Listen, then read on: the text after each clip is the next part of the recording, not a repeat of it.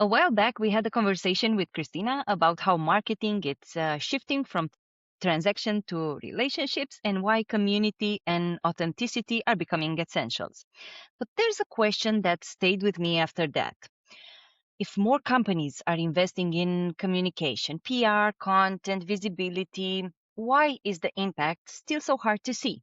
And how we can tie it back to business outcomes. Christina has worked with B2B tech companies and international projects like How to Web, Capital 33, Money Motion, DRUID, and many more, helping them build credibility and lasting relevance. So this conversation goes one step forward, looking at what happens after visibility and how communication can turn into trust, influence, and ultimately into business impact. Hi, Christina. Thank you for joining us today. Hi, it's so lovely to be here and to talk to you again. This is my second time at the podcast, so I'm quite excited and I'm looking forward to our discussion. Yes. Super. Me too. So let's dive in. When Yes. you look at companies today, where do you see a gap between what they say and what they actually do? Well, this is a question that keeps appearing, especially from a strategic perspective. I feel that the biggest gap is still between how companies talk about their values and how those values actually show in day-to-day communication. For example, like we work a lot in strategy, like when we talk about branding, we work a lot on the mission vision statements. But sometimes, when day to day happens and communication happens, and if like a particular situation appears that is not very comfortable, we kind of lose sight of those mission and vision statements that we did, and sometimes the communication here drifts away from those two statements, or it becomes defensive. But here is where we need to pay attention, because what we say when things are easy is branding, but what we say when things are hard shows character. And I feel that more and more companies sometimes focus more on the first one rather than on the latter. So if you want to build character, you need to really anchor your communication in your values and make sure that whatever you're saying is actually reflected. Then I also see like another gap. It's not that big as this one, as the first one, but it's still Mhm. related to it. I still see a difference between like awareness focused communication and decision stage communication. Like you said, Mhm. like people try to companies start, especially in B2B, they focus a lot on visibility, like bringing more content, more posts, more videos. But sometimes it's very important to also understand to invest the same amount of energy, even more a bit, into like building the bridges, that help your company and your potential clients to say, I've heard of this, or like this brand or this company is associated to a certain social cause, or is associated to a certain idea. Although it doesn't show like visibility in terms of engagement and impressions immediately, it creates trust, which is far more important than just having, action driven marketing with the sole scope of awareness, rather than having content and like a social maybe a social media strategy, or like a communication strategy that is anchored in the other parts of the funnel, not just awareness. Move also to those decision stages. They're not that sexy, they're not that sometimes, but this is where actually the content has like a really really strong power to convert. So I would say these two would be like the biggest gaps that I've identified so far. And you highlighted very well. I'm thinking if we should continue the podcast because yeah. Okay. So in your opinion, what are some early signs that a company's communication won't translate into real impact? So, or what should we avoid doing? here we're going back to the famous why from Sinek, but the clearest red flag, I think, is when a company can't tell you why they're communicating something, but they will tell you what they want to say. When, for example, I see now with like the influx of content that comes from AI, because we all use it, so we cannot ignore it anymore. I feel that sometimes the outcomes in terms of communication and messagings are very blurred. And when you don't have a clear objective of why do you want to communicate your product or a certain feature or like an event, or why do you want to communicate a particular message, you might end up with like content that exists, like it's technically present, but it doesn't have like, it's kind of useless because it has like no foundation. So it's not anchored. I've been in situations in which I saw content being created just for the sake of being created, but like floating around without being anchored in a strategy. And like I said before, for the decision stages, for like to show that it has like a certain frequency and cadence that leads to a certain point. So it feels more like a short story, not like a novel. But I feel that if we would take a closer look to the literature, I mean, everything needs to have a sense, and we can totally translate this also like in B2B. Just creating content and posting just for the sake of being present. I don't think it's a good thing for a company, because it might become, you become less relevant to your audience. And once your audience starts to think that what you're posting is very general, very broad, it doesn't touch them, or it doesn't explain or reach them, then it becomes a bit you might actually lose some audience and lose potential clients and opportunities. Then another sign I would say, it's when you have like communication that is fully reactive. I mean, in the sense of always finding another trend. Like social media showed us, and like digital marketing showed that there is always a trend that is going to appear. For example, like I don't have like anything against Instagram, but every month when I see that the algorithm, I read that the algorithm changed again. And like we have this constant type of communication in which we need to continuously adapt. And for example, if we as professional marketeers, we need to constantly be there. And I feel that we have sometimes even like a trend fatigue. Like, I cannot wait to see what the next month, how we are going to reinvent marketing. But this goes back to the first idea about the values. So we need to have a clear red line. Okay, so these are like the this is the messaging. This is how we communicate on all of our platforms. Because if you post something on LinkedIn and then you communicate differently on email, and then you post on Instagram completely different, it has no coherence, and that just creates noise and chaos, and it doesn't help you in the long run. So I would say also like this also ties to like keeping the same brand voice and messaging, but that's kind of pretty clear.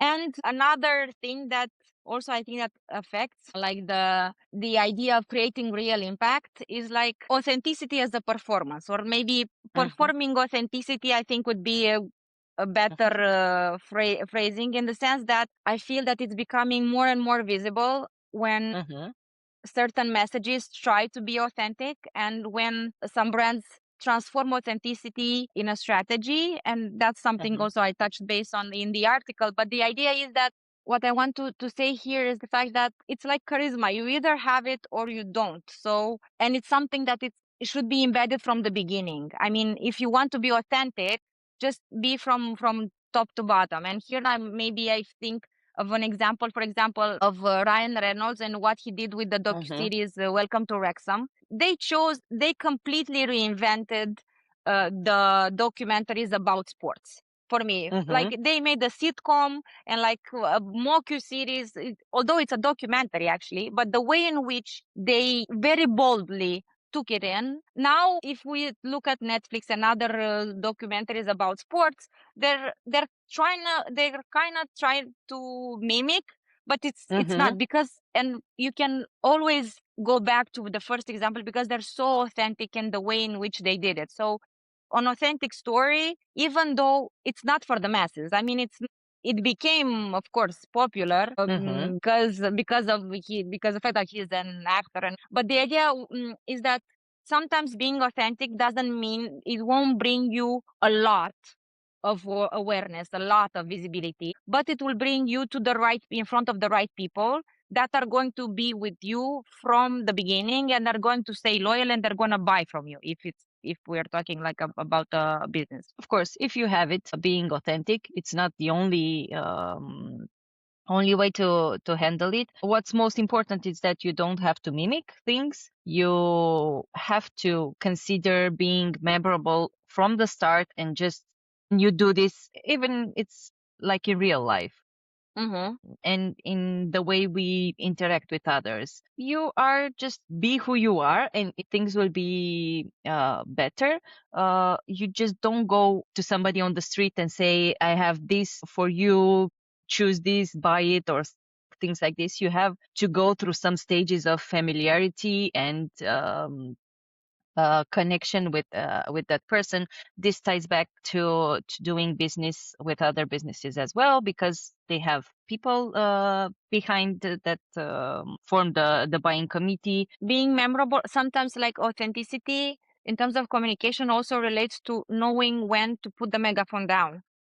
And like sometimes, I mean, I'm all about communication, as you can see, but sometimes it's very important to know when you should stop or like pause the communication, because also like do it in an authentic way. So something that is related to the personality, the archetype of the brand. So that's also something that I feel that it's worth to be mentioned. Yeah. That's good you mentioned the archetype, because we're talking about being memorable and having a personality. Moving forward, what makes the difference between a company that's visible and one that people actually trust? I'm trying not to be too controversial, but I feel that Please be. visibility is easy to buy, but the trust is earned. So visibility means, I mean, in how I perceive it, it's in terms of impressions, reach, coverage. Like some marketeers call them fluff metrics. I would say these are more like awareness metrics that are very top of the funnel. Trust is built through consistency, saying the truth and like keeping the red line that we discussed about. And here, like, even like maintaining your character and your communication, even when things are not easy and or when they're not the safest choice. And here is something that I kind of learned when I from my very, very short internship at the Ministry of Foreign Affairs. And in diplomacy, they always, in terms of communication, they always try to make the sentences very small and very direct, like in the sense that sometimes less is more. Like just be concise, be precise, highly curate the message, but keep it always in alignment with your values and with your like core messaging. So what I saw in the companies, in the B2B companies that I worked for, is the fact that things go well and you will gain more credibility and trust if you don't appeal to everyone. I mean, I'm sure you also have in the agency when like, who's your target audience? Everyone. Okay. Like try to niche it down. And I don't know why there is like, sometimes there is like a bit of fear of being niched, because it might tie to the idea that being like a rebel or maybe like hipster, but there's nothing bad in it. I mean, you cannot appeal to everyone like in real life. This simply doesn't happen. But what I feel that where I also thought some successful metrics and like successful campaigns when they had a very clear perspective of their industry, so they really know what they're doing. And here we're constantly seeing even in pitches for startups, the total addressable markets, all these key indicators. speed, velocity, like all these facts, but they're really, really important. If you know your industry and the waters in which you swim, if you know them really well, then you know how to navigate through them. So also always have in mind your audience. I mean, I feel that for me, for example, loyalty is it's a core value of mine. And I feel that the companies that actually have this as also as their value, but really care about their clients and their audiences and their communities, I feel that they're constantly changing the game. And I feel that maybe one last aspect here would be to always always pay attention to the details. And here is like, I feel that sometimes it's easier to go like my previous to like with a more of a general approach, like target everyone, talk to everyone. But sometimes like being very, very like paying attention to a certain situation, a certain case study, a certain, I don't know, feature, if it's a product, might actually help. And what I also saw in companies, sometimes showing a bit of vulnerability also helps. And here, like I had a few case studies that were very interesting to write, because they focused on challenges more than the wins. Then those deliverables were used in campaigns, and people actually resonated with more. I mean, it's important. Of course, it's very important and relevant to showcase the win, but crafting the challenge in a very natural and like real way made other companies resonate. And those deliverables, actually those campaigns, from like a demand gen perspective, were so they converted well and were kind of a success. Because when everything is suspiciously perfect, everything curated, nobody kind of believes it, and then we tie it again to the sense that you feel unauthentic. We sometimes just leave the filters aside and add hashtag no filter and just try it. I mean, try to communicate in a very natural and authentic way that is authentic to you, of course, and to your brand archetype, and see what happens. So yeah. You got me thinking. Companies, please be vulnerable. Brené Brown would be happy if you do that. Well, I will tell you a secret. I actually haven't read the book yet, but I've seen like the TED Talks and all the podcasts, but I will also read it at some point. But yeah, I feel that we all need some time, a little bit of soft, also like to see some softness. We cannot always be the best and always showcase only this kind of messages. Yeah.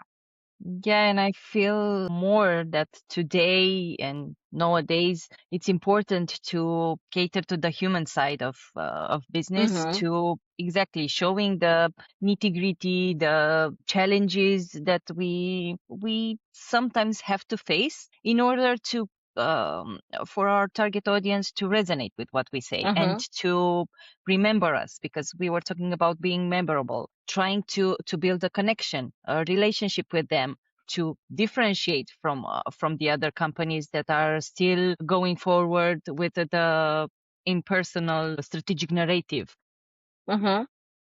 You've worked closely with the media and international publications. I was wondering, how was the role of PR changed when it comes to building credibility over time? I feel that I'm kind of fortunate here, because I worked with media in different capacities.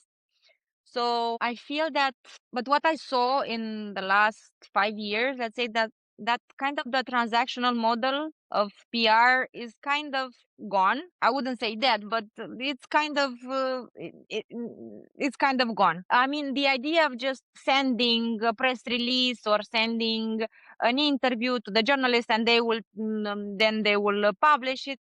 It doesn't really move the needle anymore. But what I saw, and I feel that this is a good thing that happened, is that journalists and like editors are looking for people who have a real perspective about some things. And what I saw also is that they seek people or founders like speakers that have a memorable identity. Then, and even like in writing the press releases, yes, okay, there is the structure that we maintain there is like the format of it. Probably we won't move away from it because it's a good one and it's like internationally used. But I saw more and more like more attention being put in quotes. I mean, numbers matter, but like I saw more and more attention being paid in crafting the quotes, because what we want to see and what we want to read about is, again, stories. And if in that, it doesn't matter what the press is about, but if we can have at least a glimpse into the communication, the personality maybe of the speaker, or in the boilerplates, I feel that they're more curated, and they're going a bit towards, again, mission, vision, to showcase values.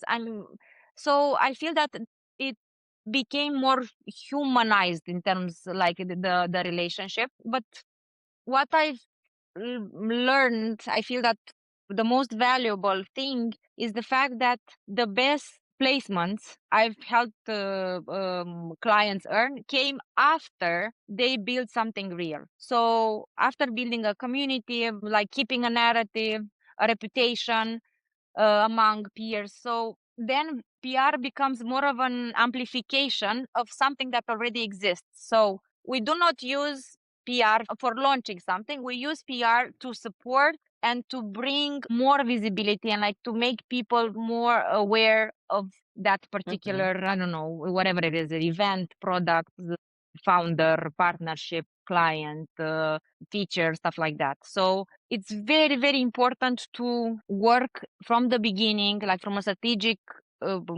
point of view, to really nail down your branding and your communication and what you stand for and what your company will stand for. I'm saying this, it might sound like a truism, but we've worked with a lot of product-led companies, and I don't think we need another product-led company. I mean, I think we need another company that speaks in a way and communicates in a way that is so authentic and is so interesting that people, they will still buy your product. It's just communicated a bit differently. And yeah, so I saw that also like in terms of PR. It wasn't an easy lesson to learn, because sometimes when things, they just, if they move kind of, to really stop and think of how you want to create a relationship with the journalist and with the media.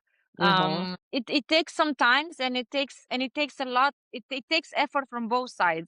I see the more and more focus on media relations. So I feel that if in the early, I don't know, after the pandemic, it was kind of like I said in the beginning, kind of transactional. Now you want to know the journalist. You want to, like I said before, pay attention. If you know that they have a event where they're going to be a panel, just, I don't know, make a note and like say say to them good luck. So like really, really, really invest in creating a media relations.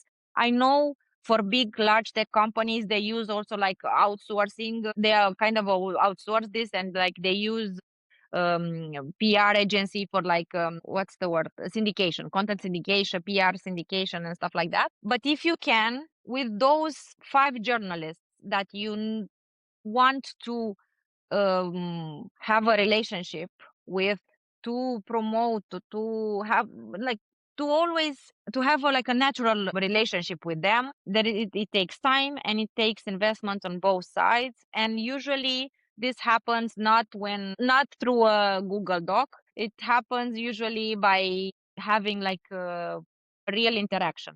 So yeah, I feel that also kind of changed. So in the last years in PR. That's interesting to learn from your side, because I know it took a lot of time to educate also on how we treat PR journalists. They are still people, and when a journalist is treated right, he will make sure that the story, and he knows the ins and outs on how to communicate your story better. And it's It appreciative becomes that visible. Yeah. even that people are understand this. We talked a lot about awareness, visibility. How do we tie it back to business impact? So what does communication looks like when it starts influencing decisions rather than just creating awareness? I feel that here the shift is quite visible because it becomes more specific and it drifts away in the sense that you will start to communicate more on the decision stage communication. So we'll have this kind of actions and like deliverables more than just, awareness and like social media and like PR. So you go to middle of the funnel and then bottom of the funnel because I feel that what here is important to be said is the fact that decision stage communication is always about the buyer's context. I mean, here we talk about what are their risks, what are their questions, we tackle their challenges. We speak about trends, maybe, which might seem like it's an awareness type of communication, but you tie it to their context, to their dynamics. So here is where you start to speak directly, but you are also adding more heft to your communication strategy. What other thing that happens is that it becomes it shows at the right time in the right spot. So It's good you sometimes mentioned this. yeah like I said before, if you have a community and if you really invested and in all the awareness that you could do in a very strategic and coherent way, I guarantee you that you will be in front of your potential customer at the right time in the right context. Like, it doesn't matter. They will see, and here I'm not referring to like to major advertising campaigns. No, they will scroll on LinkedIn and they will see a post and then they will reach out to you directly. In this stage, these things happen. Also, what you need to do to build more credibility in this stage is to be honest about the trade-off, in the sense that here is where you should focus on creating content that actually moves decisions and makes your customer think clearer about their challenges, their opportunities. And here is also a good moment in which it might sound a bit counterintuitive, but it's a good moment in which you can affirm or acknowledge, maybe not affirm, acknowledge is a better word, your limitations. So, because in this way you're honest and you do not overpromise, because we do not want to overpromise to our clients because that really breaches trust. And then we take the circle, we go back to the beginning. So, the beginning of the discussion. So, be intellectually honest, because it's very rare to see this in a B2B environment. But when you are like this and you have this kind of attitude, it also helps you build trust quickly because everything is clear, honest, the expectations are set, the communication is precise, like I said before. So that really, really, really helps you in terms of marketing, because it also makes the sale. It helps the sale, the supports sales and the the pre-sales. sales process. And you don't, as you mentioned, you don't oversell. You just communicate exactly what the sales representative will follow up with. Yeah, because you know how uncomfortable are those discussions in which the potential client says that, oh, I understood this from, I don't know, this case study, this white paper, and then the salesperson or the pre-sales needs to come and explain what we meant. So when this kind of misunderstandings happen, usually it doesn't help the selling process. Credibility hurts. Yes, Yeah. yes. Which leads me, I wanted to say, to the next question. It's actually tied very well to, I was curious, as you know, many companies say they want to build relationship. Some say that they are building relationship and not just visibility. So I was wondering, what does that look like in practice? And how is that relationship connected from the marketing side to the sales to customer support and all other departments? For a long period of time, I was intrigued by the fact that why sometimes the CSR department is under marketing. But then it started to make sense, because I feel that showing up and doing it without an immediate return actually mm, might help you build strong relationships. Like doing the act of actually doing some actions without expecting a commercial objective behind it. And usually this is kind of associated with the CSR department. But if we tie it back to marketing, I would say that one way to do it is to build a strong community, but like really engage with the community. So for example, for the Iceland Eclipse, for the festival, this festival was such a special project because it's really all about, it started from the idea of like eclipse seekers community, because there's such an interesting community worldwide. Having that in mind and like always thinking in terms of a community, of creating a festival for a community, I think that it's a good example here. And like it had no commercial, let's say, objective initially. I mean, it's a festival. Yes, we go to buy tickets or go to the festival, but the main idea is the fact that it started from the idea of building a community and then transforming it into something else. Or another way of creating building relationships would be to something that I actually see more and more on LinkedIn, and I really, really like, is when one of the founders comments, or like a new hire, or like when the founders actually engage. So with their audience on their posts, or like they have a controversial opinion, having the guts to actually show also in like not dissociate, like this is the personality I have as a founder, this is the personality I have at home, like being one and like being very authentic about it. I feel that also helps build relationship. Always, paying attention, being considerate, and simply care. I mean, if we are, like you said, we are human beings. So why, if you care about someone, why couldn't you like care about the company? So caring and showing experience, showing how much you are considerate about certain stuff, and how much you care about certain topics actually makes us more human, and can also help companies do that. So what I know, these kind of relationships, they're not built like via dashboards and decks. I feel that Hmm. Or this overnight? kind of, yes, they take a lot of time, of course. But I had a mentor that told me at some point that your net worth is your network. So sometimes you just, like, if it comes natural to you, that's great. If it doesn't come naturally, I still would encourage everyone to be more open and try to build lasting relationships, because you never know where life might take you and how this might evolve into later might be actually like the right space and like context to do it. For a company, sometimes to make this, transform this into like from an operational perspective, means like maybe giving people the space and the permission to actually engage genuinely, and maybe not only strategically during team calls.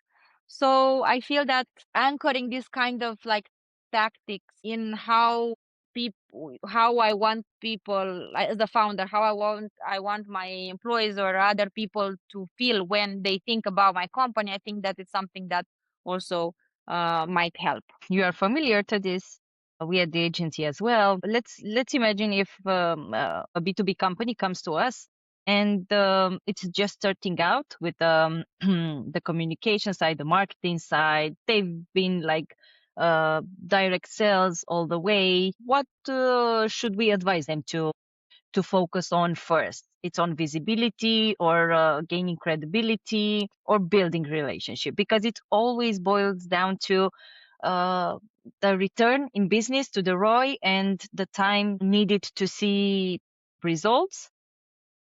It's a challenge we all have when advising clients. These three elements are so important on their own, and they're super important together. I would say to choose relationships. I mean, without a question. Why? Because I feel that at the earliest stage, visibility without credibility becomes liability. Because you put yourself in front of people without having like anything actually to show them or to be trusted for. So I feel that building strong relationships in an intentional way, it will help you actually build them quite fast. Just get out, I don't know, make a list. I don't know, these are the most important 10 clients that from your industry. These are the most important 10 partners. These are the most important 10 journalists.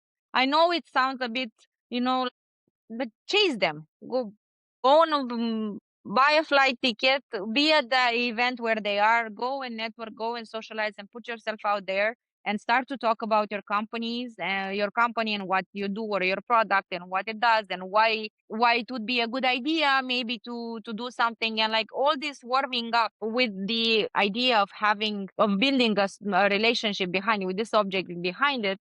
I feel that will help you build visibility and credibility in time, because we cannot fast track trust. You cannot just, Yeah. I mean, what you can do is, of course, be everywhere. I mean, be visible, work on your awareness, build credibility through content, through testimonials, through PR.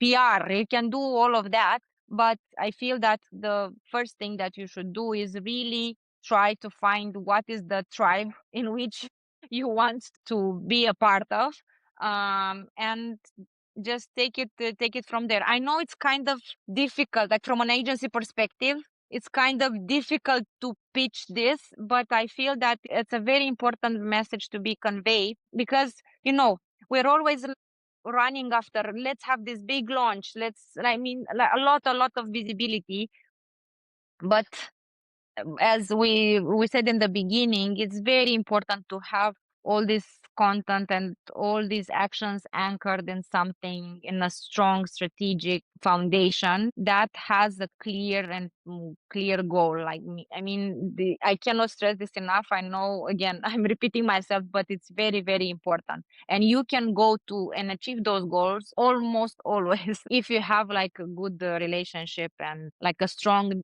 support network and community that will help you do that. So relationship all the way. I do agree with this too. On the opposite, what's one thing companies should stop doing if they want their communication to truly drive impact? Stop communicating by volume. Less is more. We have a lot of like AI and, like I said, a lot of content that is, I cannot stress. I think in the last week, I saw at least 10 posts that start in the context. Like it's a lot. In order for you to cut through the noise, again, authenticity is power, staying relevant. Like I said, maybe knowing when to not communicate, be more restrained as a company. In your communication, just be clear and concise and relevant. Always stay relevant to your audience, because as we discussed, we have another trend coming up probably next week. So let's not move towards it. Let's just sometimes, a little bit of chill helps. Although I and I also think that you're very aware of it, but the fact that more and more marketers, they suffer from burnout, from a psychological perspective. All this chase, it has some repercussions. I feel that this is why it's very important. Like the role of marketing, yes, it's a support department, it supports the sale, but I feel that because it became so available to everyone with the AI, like this is the honest, in my opinion, is the honest truth. I feel that if good marketing is becoming like mm, rarer and rarer, and it became also easier to be spotted, because you will have that true messaging, authenticity, real talk. You'll have like people like in companies maybe being honest and like saying that, okay, so this is the best I can do, this is okay, so we made a mistake here, or like it became more honest. And I like that. I like this, how AI and how this availability made, I think it made marketing more precious. And so yeah, from this perspective, I'm actually very excited about to see how marketing in general will evolve in this context, because it made us shift the paradigm and the shift the way we think and how we act in a completely different way. And I feel that marketing now, like the marketing department, somehow in some companies became like the voice of reason. Like they're the ones that are saying, okay, so let's see if this trend passes, and then let's go back. Go back to the mission, vision, values. Let's see how this particular act or campaign or will affect us, if it will affect us. So yeah, that would be my 2 cents. Well, more like $2. The sentence was long, but yeah, that would be what I wanted to say about this thing in specific. To wrap up, visibility, it's easy to chase. Impact, it's much harder to build. Over time, people don't remember how often you appeared. They remembered how you made them think, how you helped them understand, and whether they trusted you when it mattered. Cristina, I feel like we could talk all day long on the importance of communication. Thank you for this perspective and for adding depth to what communication can really accomplish. And maybe the question to reflect on after this is, are you just being seen, or are you becoming a reference? Thank you so much, and see you next time. Thank you.